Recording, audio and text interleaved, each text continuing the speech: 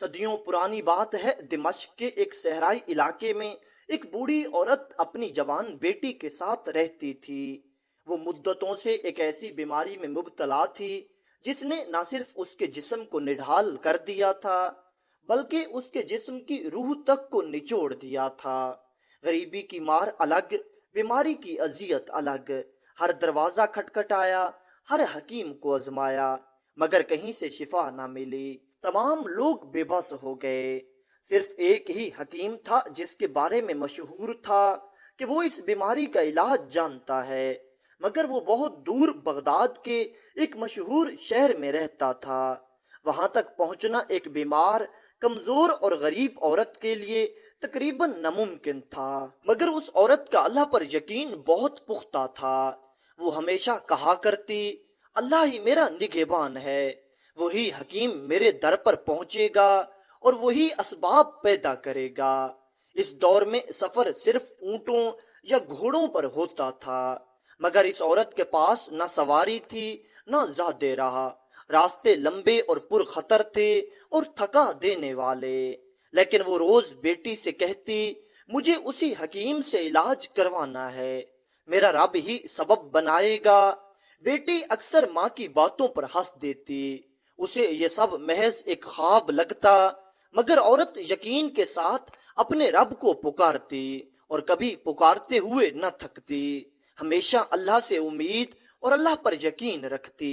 بوڑھی عورت محلے کے امیر لوگوں سے مدد مانگتی ہے، مگر کوئی سنوائی نہ ہوئی۔ وہ بیٹی کے ساتھ ایک چھوٹے سے کچے مکان میں غربت اور بیماری کے سائے میں زندگی گزارتی رہی۔ بیماری اس قدر بڑھ چکی تھی کہ اب عبادت کی طاقت بھی نہ رہی تھی، کھانے پینے کی ہمت بھی جواب دے چکی تھی۔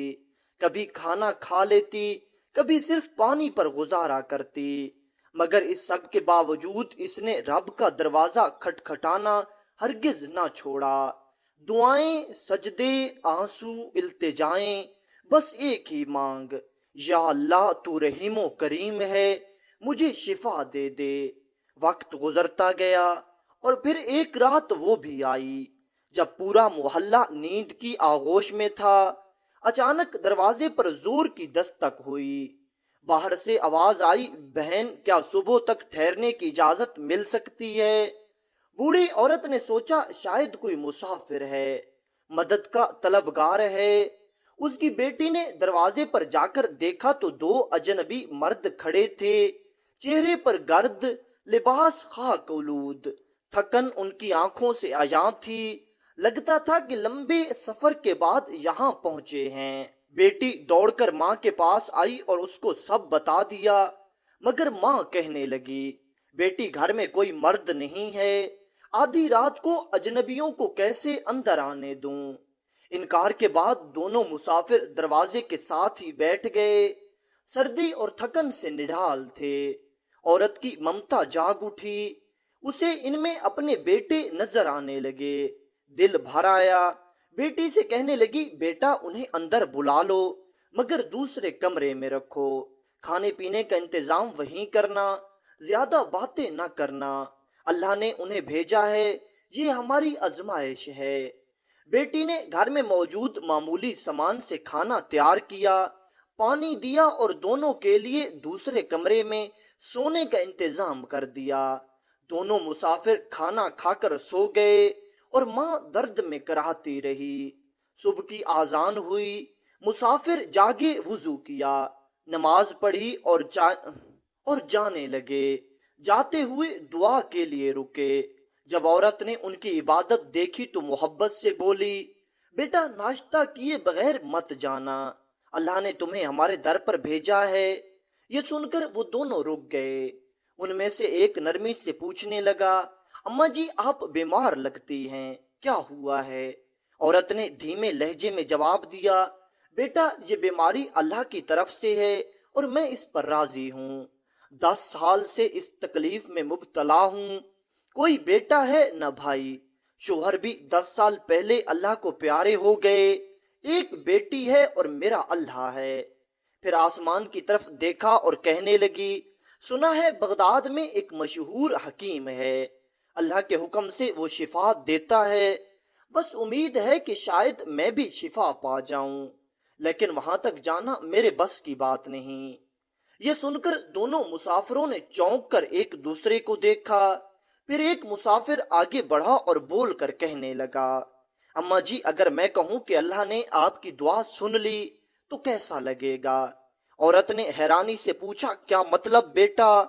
उसने मुस्कुरा कर कहा, ये जो मेरे साथ हैं ये वही बगदाद के मशहूर हकीम हैं, और अल्लाह ने ही हमें आपके दर पर पहुंचाया है। औरत की आंखों से आंसू जारी हो गए। उन्होंने मजीद बताया कि हम एक खास जड़ी बूटी की तलाश में दिमश्क आए थे, घोड़ों पर सफर कर रहे थे। रात को घोड़े बिदक गए और हमें शहर से बहुत दूर ले आए।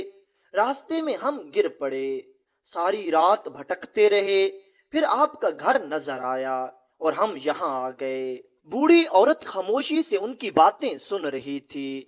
फिर वही मुसाफिर बोला, अम्मा जी, आप फिक्र ना करें, आपका इलाज यहीं होगा। मैं अपने बेटे को भेजूंगा, वो दवा देगा और देखभाल भी करेगा। दवा भी वही खास है जो सिर्फ हमारे पास है। तमाम खर्चा भी मैं खुद उठाऊंगा। कुछ दिन गुजर गए, फिर वो नौजवान लड़का दवा लेकर आया। वो हकीम का बेटा था, उसने दवा दी, चेकअप किया और जाने लगा। मगर जैसे ही उसकी नजर बूढ़ी औरत की बेटी पर पड़ी, दिल में कुछ अजीब महसूस हुआ। लड़का खामोशी से चला गया, सिर्फ एक इशारा दिया, अम्मा जी, आपकी बेटी मुझे पसंद है। असल में उस हकीम ने भी रात की खिदमत देखकर नियत कर ली थी कि अगर अल्लाह ने चाहा तो यही लड़की मेरी बेटी बनेगी। कुछ दिन बाद रिश्ता तय पाया और दोनों की शादी धूमधाम से हुई।